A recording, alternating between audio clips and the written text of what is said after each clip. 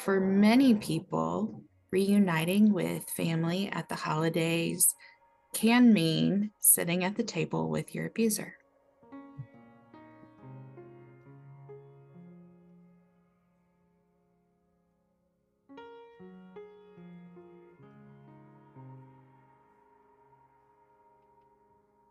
I can make it through the day when you're with me Just knowing it's okay to take care of yourself, and that taking care of yourself doesn't mean you don't care about other people. Mm. Right. Absolutely. I think that's so important. I know a lot of the folks that I have worked with were raised in religious communities where, whether it was explicitly or implicitly communicated to them, that self care was selfish and self centered. Right. And we're not talking about self indulgence, we're talking about saying, I deserve to feel safe. always with me, for you are. But there are also layers of relational safety and emotional safety that people need, particularly people who are survivors of harm. And families are not always attuned to that or willing to honor requests for emotional boundaries. It's your hand if I don't. In each hour of unrest, when it's Thanks for joining us today as we talk about healing through the holidays. My name is Pete Singer. I'm the Executive Director over here at Grace. You can find out more about Grace by visiting our webpage at www.netgrace.org. So thank you again for joining us today. If you are interested in looking at any of our past Grace Live conversations, including the one that we had last month, Breaking the Cycle, Rebuilding Healthy Church Systems with Wade Mullen and Chuck DeGroat, you can find them on YouTube. So please go to YouTube and check out the Grace Godly Response to Abuse in the Christian Environment channel on YouTube. Please also be sure to join us for our next Grace Live conversation in January as we talk about lament. What does it even mean to lament, and what does it look like for a community to lament? A lot of times when there are instances of abuse or misconduct, it affects the whole community, and lament is one of the ways that as a community we can hopefully begin and move towards that healing journey, and also just to acknowledge that something very serious has happened. Also, as we head into things, it is getting close to Giving Tuesday. Giving Tuesday is only a week and a half away, and we are at Grace hoping for great things on Giving Tuesday. We're continuing to raise money to enact our strategic plan that has a lot of the goals that we have for the next 5 years, those goals of expansion, of continuing to help churches and Christian ministries do a better job of recognizing, preventing, and responding to abuse. So please visit our website to check out the event for Giving Tuesday. As we head into Giving Tuesday, our goal for Giving Tuesday is to add 20 new monthly donors at $20 or more per month. So please consider if you might have the capacity to do that. Please consider if you might be called to participate in that. We're looking for 20 new monthly donors at $20 or more per month. Again, today we're talking about healing through the holidays. We'll have a Q&A time at the end. So if you have any questions, please enter them into the Q&A at the bottom of your screen. If we don't get to your questions, please feel free to email us at info@netgrace.org with questions that we may not have gotten to. Well, today I want to introduce two very special guests. They've been with us before and have had great conversations with us and have just really helped Grace as an organization a lot over the years.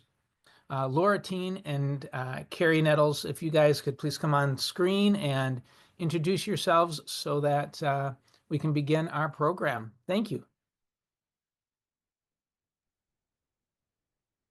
Welcome, everybody. My name is Laura Thien. I am a licensed clinical social worker here in the state of South Carolina and a therapist and the director of Ministry Partnership Development at Canterbury Counseling Center.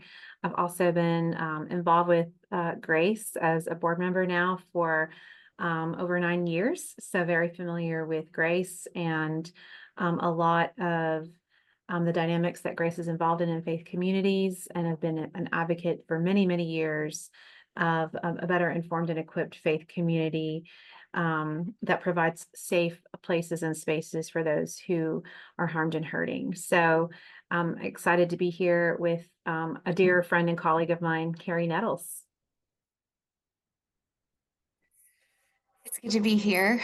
My name is Carrie Nettles. I work at the Julie Valentine Center, which is a child abuse and sexual assault recovery center in Greenville, South Carolina. I am a board certified chaplain working here for about almost 8 years now. And I've had the opportunity to collaborate with Grace a number of times. I'm happy to be back. All right. Well, thank you very much for joining us today and for sharing the great wisdom that you have as we talk about today's topic, healing through the holidays. Well, just start us off with the question, why might it be difficult to navigate the holidays if there's a history of abuse? Why do we even need to have a program like this today? If you guys want to answer that, why is it difficult? Sure. Well, oftentimes for people who have experienced abuse, that person who caused them harm is someone that they know, whether that's within the immediate family, extended family, or friends or neighbors. Over 90% of the time, the person who has caused harm is someone known to the victim and their family. So for many people, reuniting with family at the holidays can mean sitting at the table with your abuser.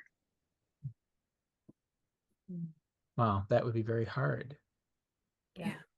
Yeah, the holidays, often just really amplify dynamics that are already present, right? So you have maybe already concerns around safety and proximity, as Carrie mentioned, to folks who have caused you harm or folks who did not support you when you disclosed harm.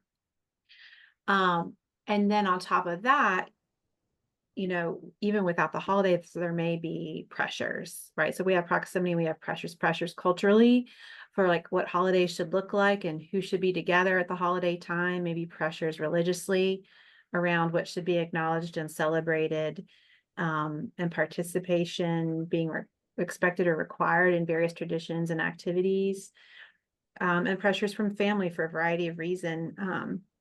There's a lot of shoulds, I think, that people may have in their minds, or this is how things should be. This is what I should do or shouldn't do, or how things should or shouldn't happen.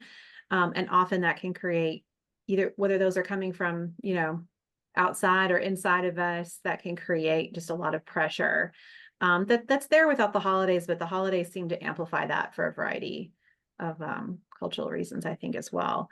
And so when those things are present, it can add additional distress to distress that's already there around the harm that we've experienced, and how to navigate the grief around that harm and the dynamics of the environments or the contexts of those harm. It just seems that the holidays provide a special time for us to really, really feel that. And I think especially when there's just a lack of safety and there's a lack of belonging that comes along with that. Absolutely. I think it's important for us to name, as Laura and I often do with our clients and any trainings that we're doing with faith communities, safety isn't merely the absence of physical harm. right? That's how we tend to in our society think about safety. Well, there's not a mass shooter in this office now. There's no one in this room now who is hitting me or sexually abusing me. But there are also layers of relational safety and emotional safety that people need, particularly people who are survivors of harm. And families are not always attuned to that or willing to honor requests for emotional boundaries. Mhm.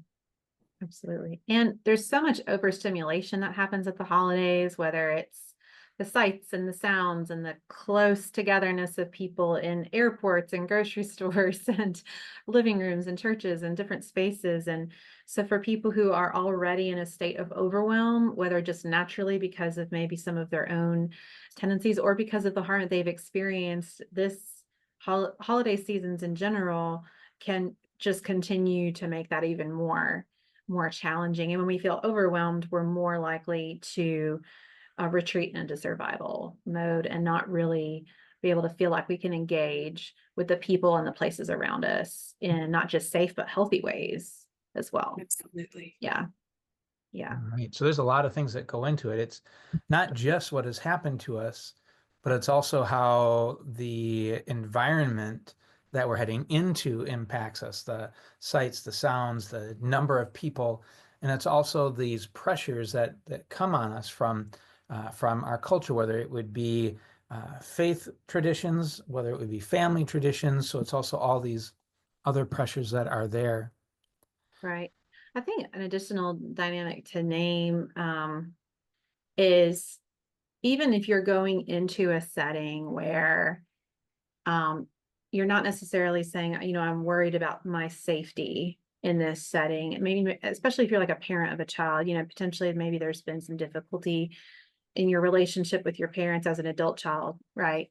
And maybe there was harm in the past that either went unacknowledged or unhealed, or it's just really hard to see how your own parents can treat your children with care and kindness and really be emotionally, physically caring and available to them in a way that they weren't to you.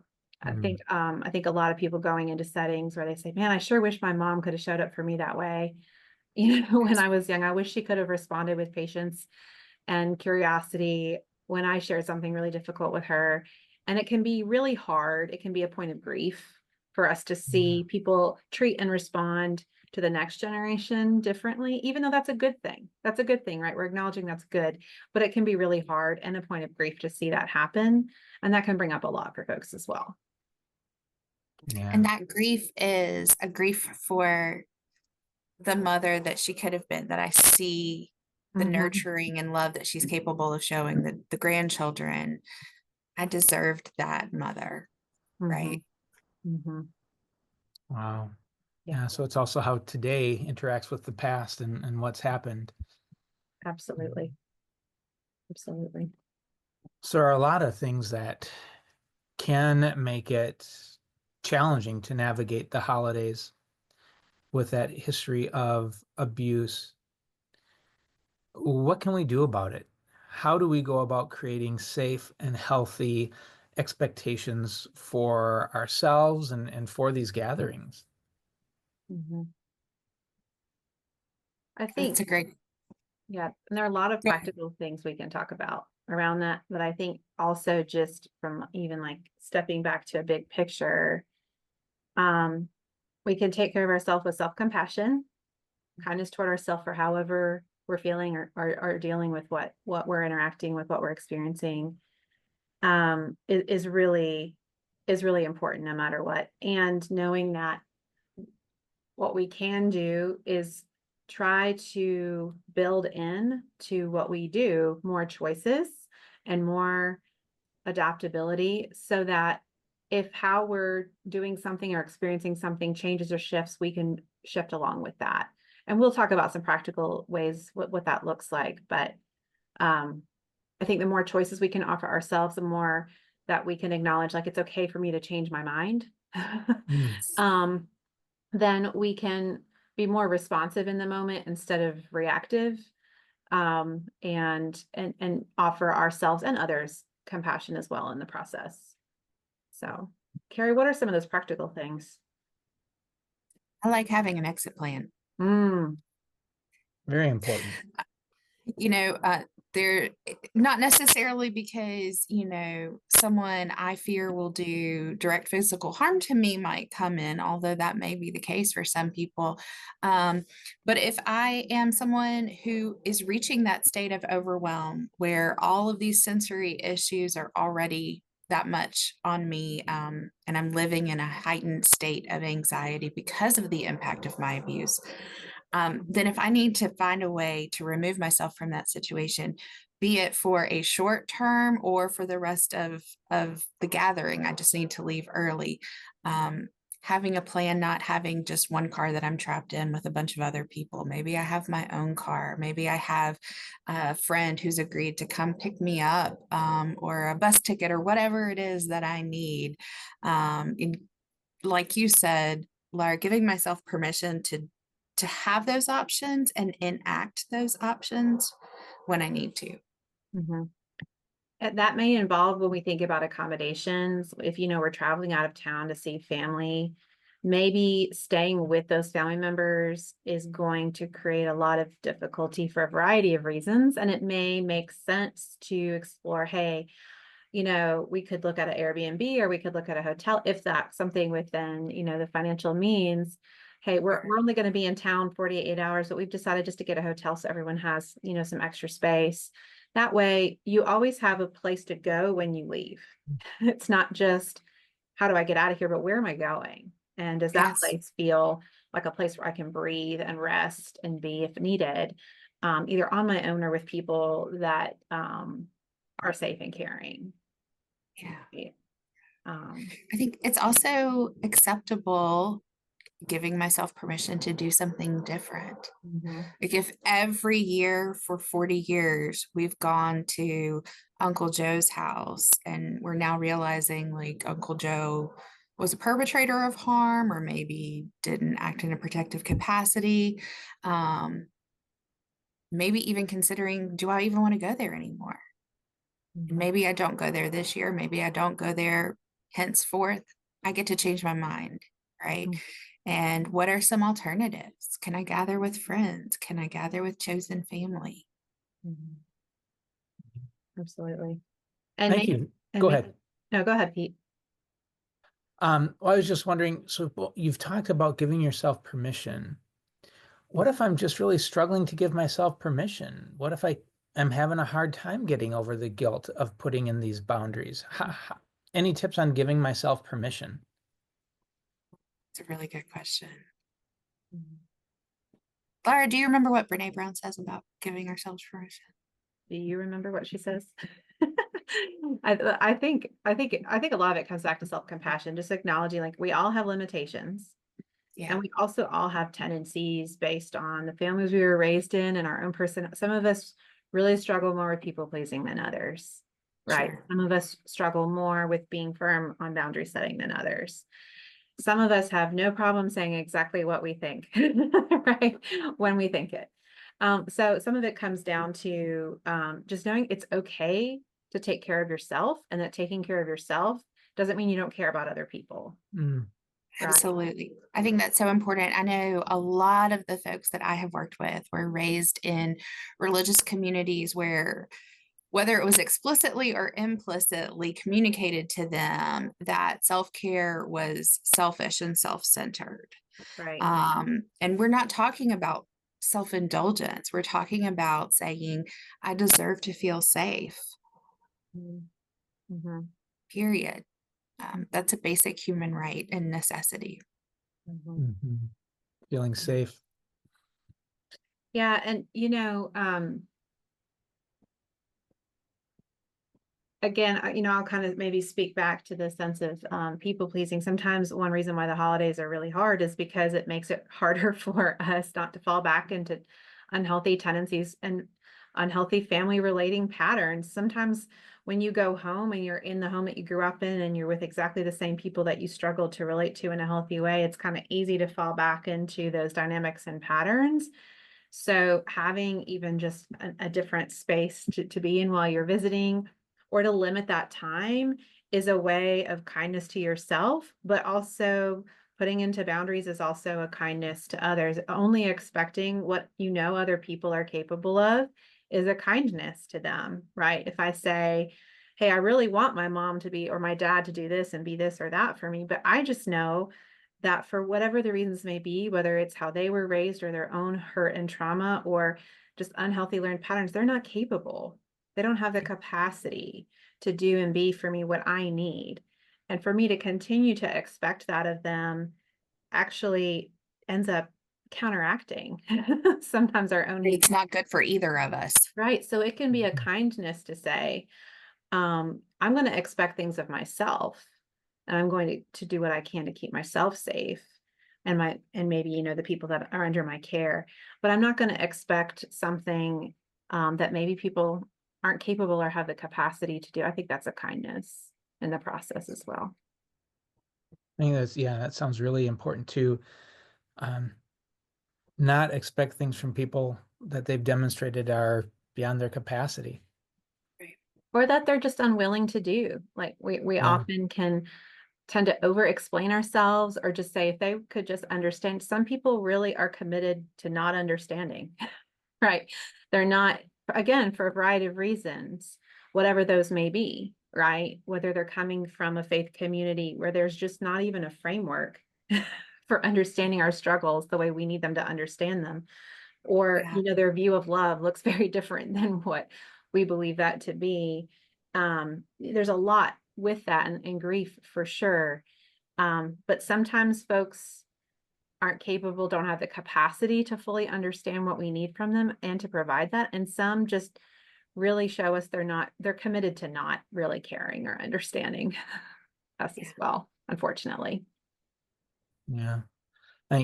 That's a very good point, that sometimes it's that a person doesn't have the capacity, and sometimes it's that the person is choosing not to. Mm-hmm. So that's kind of things that we can do as we're preparing for these gatherings, as we're heading to a family gathering. What about if you're a clergy or other support person? How can you then increase safety for people? So our friend Jay often quotes Mr. Rogers, if it's mentionable, it's manageable. Right. So for a clergy person or anyone in a leadership position, especially within a faith community, to simply name some of these realities that we've acknowledged today can be really powerful for folks in that community to say, oh yeah, that is true about, maybe that's why I feel anxious every time I travel back home, or whatever the case may be. So simply starting by mentioning that these are people's lived realities that they're contending with on a regular basis. And we can believe and affirm things like honor thy father and mother, while at the same time not putting ourselves into positions that are unsafe or further triggering or harmful. Mm-hmm. Mm-hmm. Yeah, and I think, we've talked about how much, especially for clergy, it can mean so much to hear from a clergy person in a congregational setting, that counseling is good and okay, and we support that. And it's also great for people to hear from the pulpit. Like, we know that the holidays can be a really difficult and tricky time. And we're committed as a community to supporting what the folks in this community need during this time, whether that's distance, whether that's more proximity, whether that's chosen family, because they're, the family that they were born to wasn't safe and healthy for them. Maybe it looks like, how can we offer a place of belonging for the holidays within this community? It can look like welcoming conversations from congregants around why certain religious traditions at this time are really difficult. Since families gather, again, as Carrie mentioned toward the beginning, so much around this time of year just may be a painful reminder of a time when abuse would often occur from a family member or somebody at the church or a neighbor or a cousin or whoever it may be. And so, just letting them know that if there's something about the religious space or the religious traditions that, is really difficult for them, that you invite them to share that with you and talk with you about that, so that you have that awareness around those things.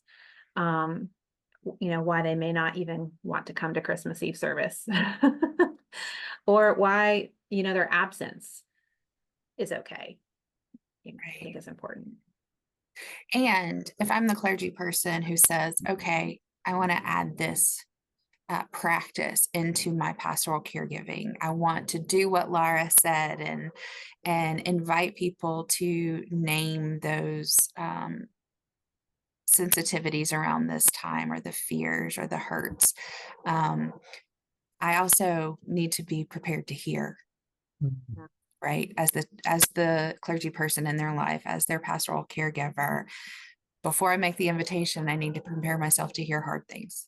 And I'm not just talking about the hard details of someone's abuse. I'm talking about even things that could sound like criticism. They probably aren't. And it's not an attack on my church or even my tradition, but it is a reality that for some people, the way this is done or that practice continues causes hurt. And we can hear that and self-differentiate and recognize that's hard to hear. And that's not a personal attack. That's not an attack on the church or Jesus or anything like that. Right. How do I communicate that willingness to hear? So if somebody is coming to me and talking to me about these challenges and in navigating the holidays, how do I communicate my willingness to hear? I think whether it's, in a church newsletter or from the lectern or pulpit when I'm teaching or preaching, naming, like we said before, naming the reality that these can be hard times. They can be, yoked with joy and sadness around the holidays, right? And for those who are struggling with lament this time of year, here are people, here are your faith leaders, including myself, who want to hold that space for you and honor the hurt, because lament is a real and important part of our tradition in Christianity. We don't get to Easter without going through Good Friday and Holy Saturday. Right. Yeah. Carrie, do you want to talk just for a second about Blue Sunday, how that's an example that we can offer for faith Sure. communities as well? I'm glad you mentioned that. So a number of different Christian traditions will sometimes set aside a service during the season of Advent or Christmas. And whether they call it a Blue Sunday or a Blue Christmas, or the longest night sort of honor around winter solstice, that is a set a tradition, a service set aside that is deliberately crafted to honor the sadness and all the griefs and all the losses. So it's not just those who have died, and this is my first Christmas since my mother died, and so that's going to be acutely hard in a lot of ways if that was someone who was good and supportive and safe. But the reality that there are losses and griefs that we endure all year long, be it from a job or a friendship or an intimate partner relationship, loss is perennial. And as you mentioned earlier, Laura, the holidays can magnify sort of all the emotions. Joy gets bigger, but sadness gets bigger too. Absolutely. Yeah. So looking for a longest night service or a Blue Christmas service in your community, even if it's not at a church that you attend, that might be a needed and helpful service that honors your grief and your loss at this time. Yeah. I think, and if you're looking for information on Blue Sunday or some other type of option like that, you can look up Children's Sabbath from the Children's Defense Fund. You can also look up Blue Sunday. I think it's bluesunday.org, but you could also do a search. Just bear in mind that you'll get a lot of song lyrics with the search for Blue Sunday. But there is an annual Sunday every year, typically in April, that honors the reality of child abuse. And that is a Sunday service set aside to honor that fact. And then there's also the sort of blue Christmas, like at this time of year, we're honoring. So there's two different things happening, and we could easily like conflate those, but know that they're both important and can be both be helpful when you're seeing search returns for those. Mm-hmm. That's a really good clarification. Thanks for that, Carrie. Yeah. Yeah. I think something else important, and this, probably involves both, what can we do, if we're having a hard time, or what can we do if we're a support person, is, help folks think through ahead of time a plan of support, right? So it could mean, hey, I know that going here is going to be hard. I'm trying to build in some choices for myself around being around particular people in particular settings in particular ways. So ahead of time, thinking through what are some skills I need to kind of brush up on. Maybe there's some grounding I need to build into this time, some specific time at the beginning of the day and the end of the day to kind of refocus in, just have some time to myself. Or is there somebody that I need to call, or a hotline that I need to call, or a person that feels really safe that I can just text and just say, don't give me any reassurance, just send me funny memes. Maybe I need a distraction.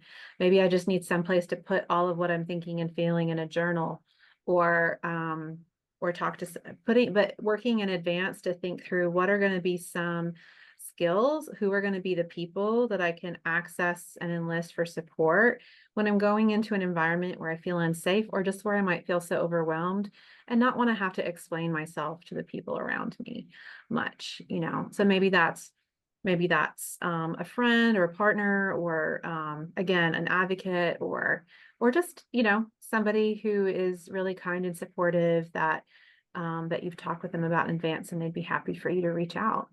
I think having a plan doesn't have to be super detailed, but something, Go ahead, Carrie. To your point, Laura, I like when you talk about thinking ahead, people can also think ahead of, are there questions that I get asked by the same grandparents or aunts and uncles every year, and I dread it, like, when are you going to have a baby, or when are you going to get married? And maybe over the course of the years, those kinds of questions have become more and more of a sore spot in my heart to hear. So one thing we can do ahead of time is to kind of practice some answers. Here's what I want to say to that. And it doesn't have to be ugly, but it can be clear and firm. Right. We've talked about that before, and I don't wish to talk about it further. We can even get some of those questions from people we barely know in settings around the holidays, like a Christmas party, or, a church service, and I think, people are often well-intended, and sometimes they're just plain nosy. That's true. It's wild to me that you would ask me that question out loud. Might be something you think in your mind, but may not feel comfortable saying. But, we don't know each other well enough for you to ask me that question. Might be a thought, right? Or something you might say.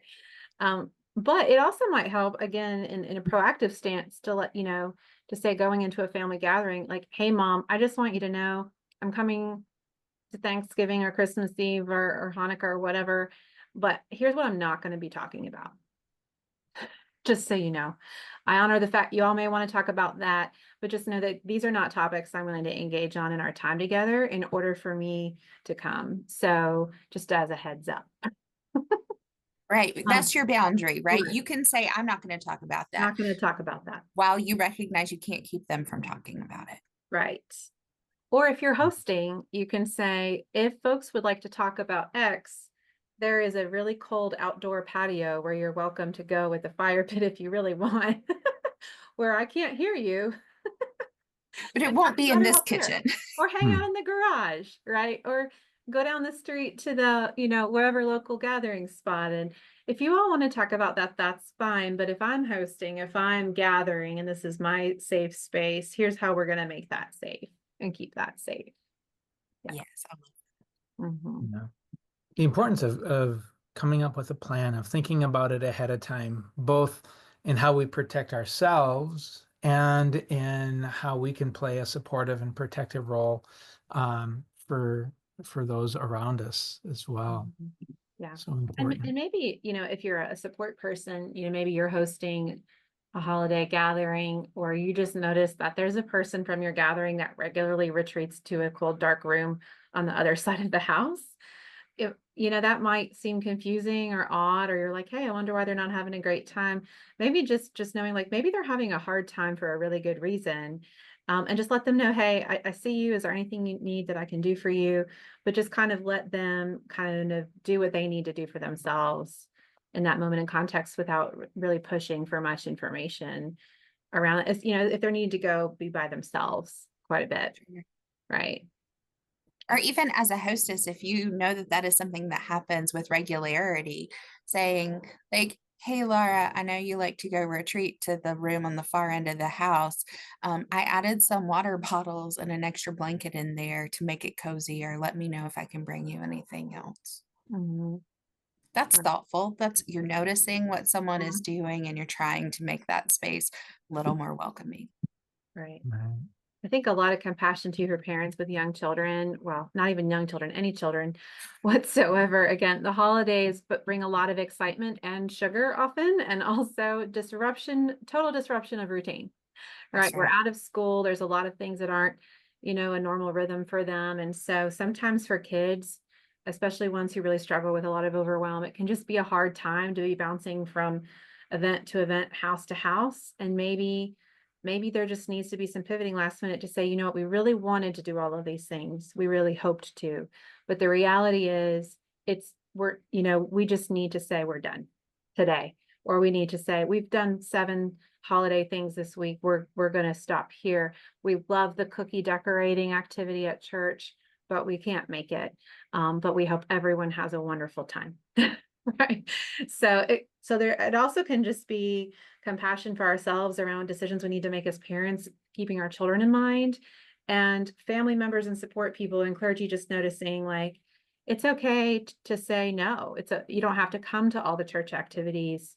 You don't have to come to all the family things, and you can say, we're not going to stay up late and wake up early for travel like every morning for the next 14 days. We're just not going to do it. It's okay. Yeah.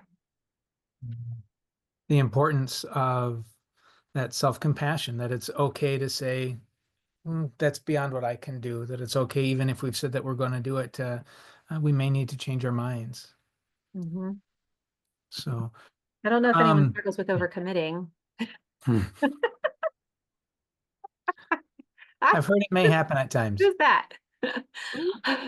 I think, if there's anyone listening who may also struggle with overcommitting to, sometimes that comes from a genuine need to want to do all of the things that folks are asking. And sometimes it's just, I don't like to disappoint people, so I go ahead and say yes. And so it may be hard, but, I would encourage you to think about, once a couple of things are piling up, or you're looking ahead of the month and you're like, I really don't want the month to look like a total bonanza. Yeah. And someone says, hey, what about this? You want to do this? You could say, I would really like to do that. And I hope to do that, but I probably can't give you a commitment on that right now. Could I let you know closer to the time? Or are you okay with a flexible maybe? Do you need an answer right now? If not, then it's a maybe for me. And I'll let you know closer if I can come. Laura, you remind me that this work has taught me a lot about the intersection between disability and chronic illness Mm, and those who are survivors. mm, Um, and folks with disability and chronic illness have taught me that, I may be looking forward to this thing at the end of the week. It might be like the highlight of my plans. I can't wait to do it.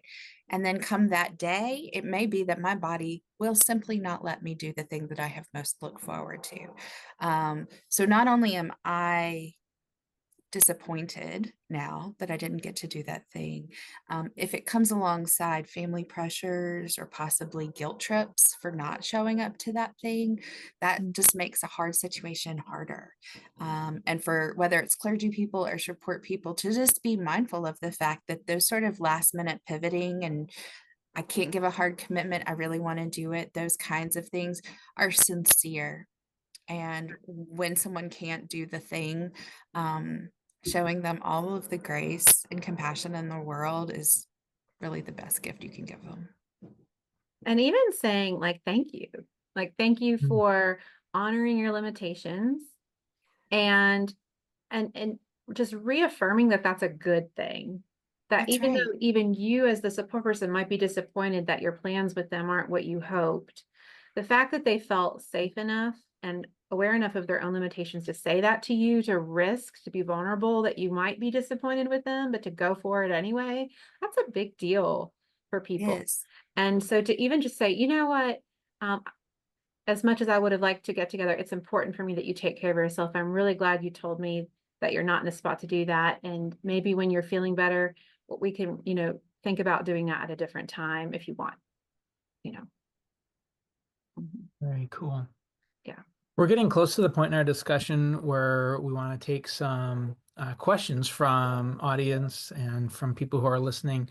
So if you could please enter those questions that you might have in the Q&A, we'll try and address them. I think it's really important as we head into the holidays and as we've had this, as we have a history that may make it difficult to navigate the holidays, that we think about who might be a support as we try and do that. And some of those supports are going to be really visible and really seem natural, and some of those supports may be hard to find. How would you suggest going about to find people that you can talk to heading into it? So maybe the person that's hosting is not a person that you feel so comfortable talking to. But how do you go about then finding people that you can talk to and seek assistance from about navigating the holidays?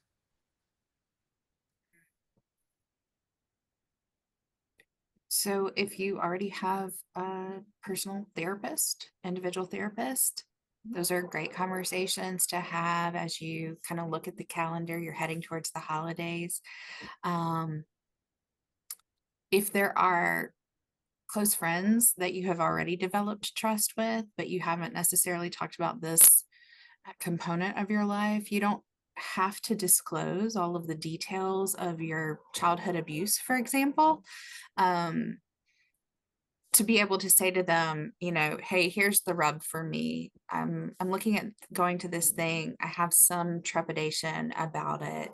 To just have a conversation partner. They don't have to be an expert necessarily, just to help you kind of think creatively about what your options could be. But, organizations like sexual assault centers, the RAIN National Network, have phone hotlines and then like online hotlines that you can type into 24/7. And those advocates are people who can help you think through what your options could be. Absolutely. Yeah, there are a number of hotlines, and not everybody loves a hotline, right? Not everybody wants to talk to a stranger. In some ways, some people feel more comfortable talking to strangers than people that they do know. And I would say, I would just encourage you that if you're like, there's nobody I feel like I can really tell my story to, that's okay. You don't have to even explain why you need the support you need from a friend. You could just say, the holidays are tough for me. It's not really something I can get into right now. But what I would really benefit from is if I send you this word, could you call me so I can step out? Or could you Yeah. send me something funny to distract me? That would really help me. And it doesn't even have to be someone that really knows all the details. Sometimes that can be helpful, right? If people understand some of the nuances of why something's hard, but you don't, it doesn't require your disclosure of your childhood trauma or your Right. adulthood trauma or your religious trauma to just enlist some support from someone that you consider to be a safe and caring person. Right. Absolutely. Yeah. Yeah. We've gotten in a couple of questions. So one question that's come in, would it be okay for a survivor to skip an in-person visit, but have FaceTime or a Zoom visit with family members?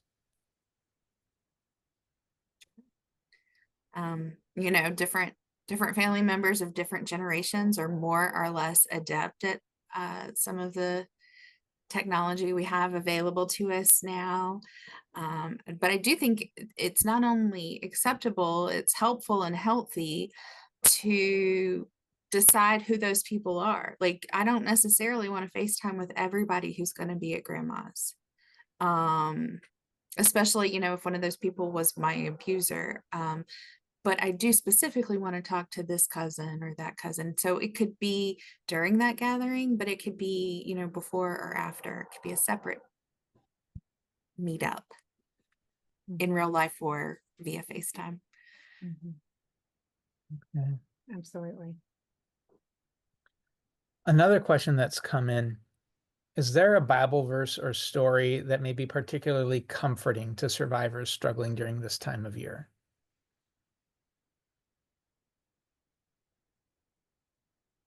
Well, I think I love the Psalms and I love Lamentations. I love the fact that both name heartache and grief and cry out to God. How long is this going to continue? How long is my suffering going to persist, perhaps? If what I am feeling is acute suffering, gosh, there's a number of people, like the woman who was bent over, or the woman with the issue of blood. There was the guy who had his mat laying by the pool at Bethsaida. There are a lot of people with lots, or even the woman at the well, right? A different kind of suffering, like a relational kind of suffering, less physical, maybe. So a lot of people who end up encountering Jesus know something about suffering. And then, of course, Jesus himself knows something about suffering and himself cries out, "My God, why have you forsaken me?" Or "Take this cup from me." A lot of survivors find it helpful to have those experiences named and represented in their sacred texts. For others, that's not helpful, right? So when we are thinking about what can be helpful Bible verse, if I am a support person or clergy person to a survivor, rather than me dictating to them which passages of scripture should be comforting to them, maybe it's just kind of offering options and choices and letting them be the expert in how that is helpful or unhelpful for them, but really being more the resource librarian who's helping them identify those, right? I also think the story of Hagar can be a comfort, this idea that a woman was essentially cast in the desert by the Truly. family of promise in Israel, right? The religious community of the day, into the desert with her son, and essentially got to name in the scriptures for the first time God as the God who sees. And just knowing that God sees those who have been harmed and maltreated and abused and turned away as they're wandering through that wilderness. And that can be, I think, a comfort for some, in the provision that can be provided in that wilderness, I think is shown in a couple stories, Hagar's and others in the Old Testament as well, and the New. Yeah. One thing is for sure, scripture is full of trauma stories, everything that you can imagine.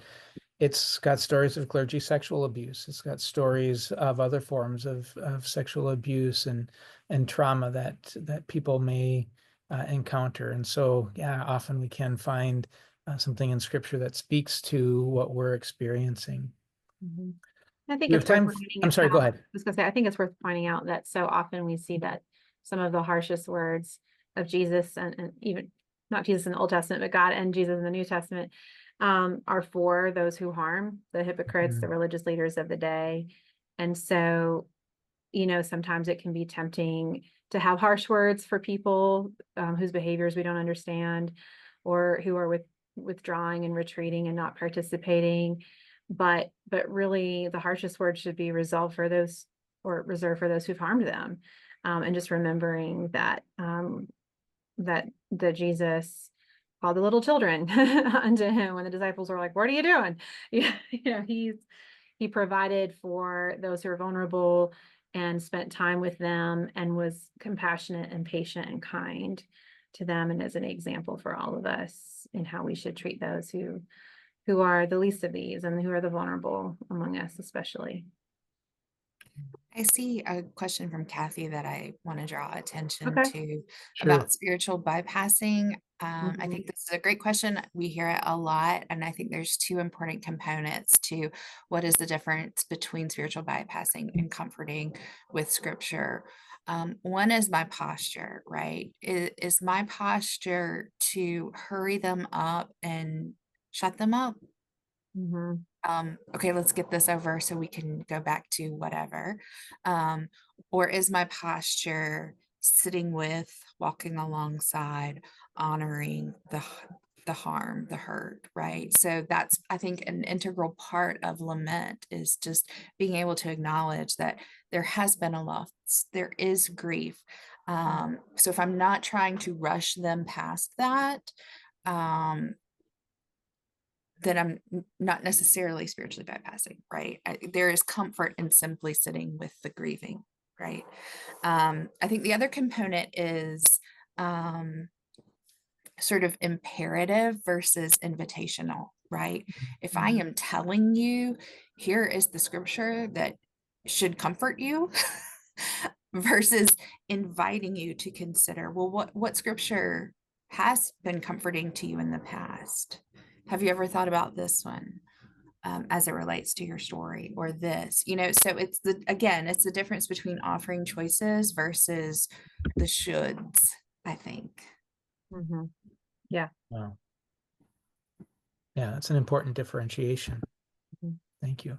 I see a question from the Q&A. I want to read it out loud. Given the history of some traumas, dysfunctions, and some relatives struggling with addiction, as this Thanksgiving and Christmas holiday is approaching us, should I still attend the holiday gathering with the family in-laws who I have a history of enormous disagreement, disconnection, and alienation with, and I'm still struggling to feel connected with them? Is it fair for me?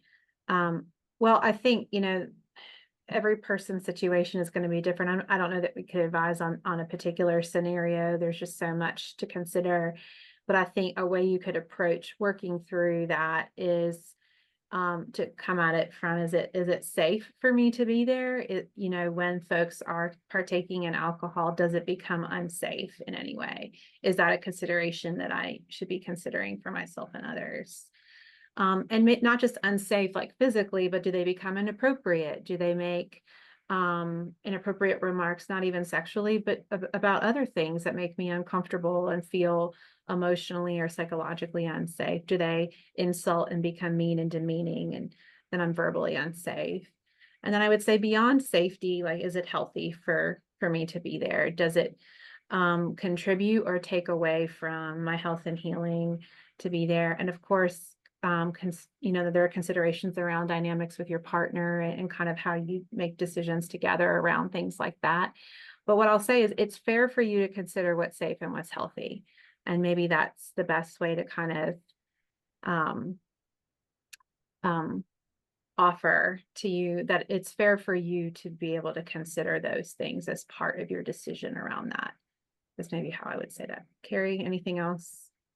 Yeah, I think assessing what is my need here, because we do feel the societal pressure and family pressure to join our spouse and children to go to in-laws' houses, for example, and if there is discord and disconnection and alienation, and it doesn't feel comfortable to be there, then is the kindest thing I can do for myself is to not go, even while my spouse and child go without me. If I feel comfortable and safe that my spouse and child will be fine, um, it can be life-giving for me to choose the thing I need to do for myself then, Mhm. right? Right. And maybe that even looks like creating a new tradition, right? So if my husband and kid go to my in-laws every Friday after Thanksgiving, maybe my thing is I'm going to turn on, Anne of Green Gables and drink hot tea and enjoy that little ritual that brings me comfort, right? Yeah. Mhm. And, again, there's a lot of possibilities here. If you're not having to travel, maybe it's the compromise where I'm not willing to go and spend the time there that I have in the past, but I'm willing to pop in. I'm willing to pop in early and help set up, but leave early. Or I'm willing to come for dessert and leave at a particular time. I think there are a lot of different ways to consider how to approach time with family that feels unsafe and unhealthy, but obligated, due to a variety of reasons. I think every situation's a little different. But creating new traditions, considering how that might be life-giving, and considering what's safe and healthy, I think are all worthy considerations. Yeah. The new tradition thing can be really empowering, I think, for a lot of people, even kids, right? Yeah. Absolutely. Mhm. All right. Well, thank you very much for sharing your wisdom with us today and for helping us really to think about how to experience healing through the holidays and how to navigate them. And thank you, everyone who joined us today and who later will be viewing this on YouTube or other means. Thank you for joining us in this conversation. Again, this episode will be on our YouTube channel relatively soon, and so please feel free to check it out, as well as other past Grace Live conversations.